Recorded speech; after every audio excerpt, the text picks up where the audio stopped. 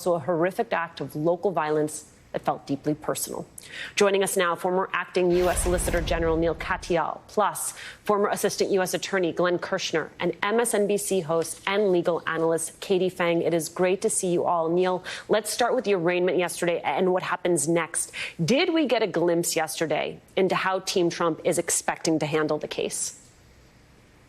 Yeah, absolutely. I think we did in two senses. One is the delay tactics that they want to use. One of Trump's attorneys said outside the courtroom that Jack Smith has had 3.5 years to investigate this case, so they should get 3.5 years.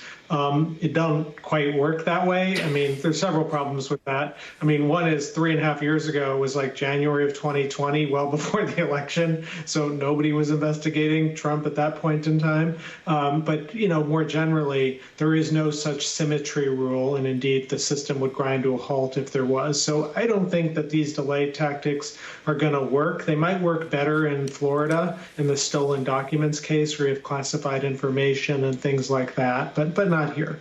The other thing I think we heard a lot of yesterday is this, as you said, change of venue. The trial can't take place in Washington, D.C. And Alicia, that is going nowhere fast. That was the same argument. I was special prosecutor in the George Floyd murder, where the city, of course, was under, the city was, a scene of violence for a long time right after the murder. And the officers tried to change venue because of that. And the courts rejected that very quickly, basically because the legal rule is that that you take the trial in the place that the crime occurred. That's what the Constitution says.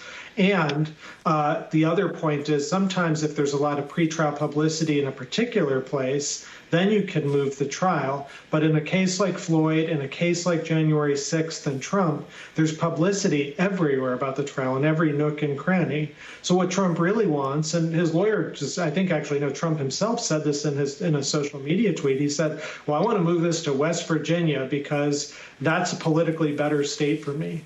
Again, there's no such defense in the law. That is going nowhere. You don't get to get tried by a jury of people who like you more. You get tried in the place where the crime occurred. And here, I think the symbolism, just returning to your question about the arraignment, the former president of the United States yesterday walking into a courtroom in Washington, D.C. on Pennsylvania Avenue, 16 blocks away from another building on Pennsylvania Avenue, the White House, where he's formerly served as our leader, and just a few blocks away from the United States Capitol, where he fomented, basically an attack on that building. Of course, the trial has to take place in Washington, D.C. There is no other place for it.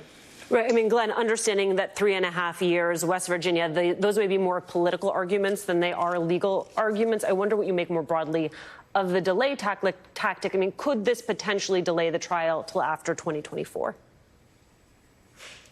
No. Delay will not work because Judge Tanya Chutkan is presiding over this case.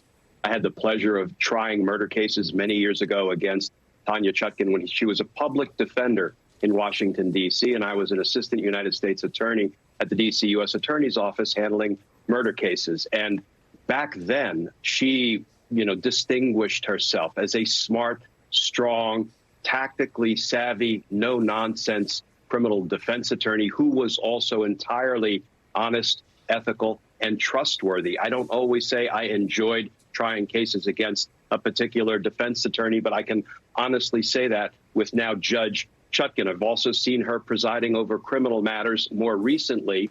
And, she is a no-nonsense judge. And she is not to be tested or trifled with.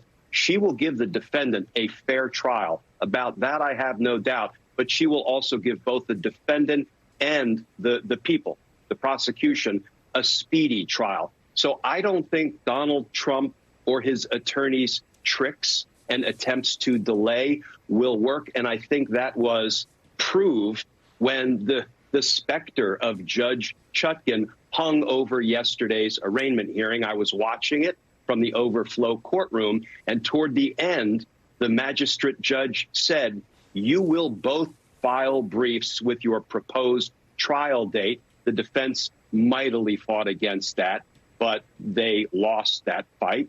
And then on the 28th of August, Judge Chutkan will set a trial date. I suspect we're going to see a trial date in the near term, whether it's January or February.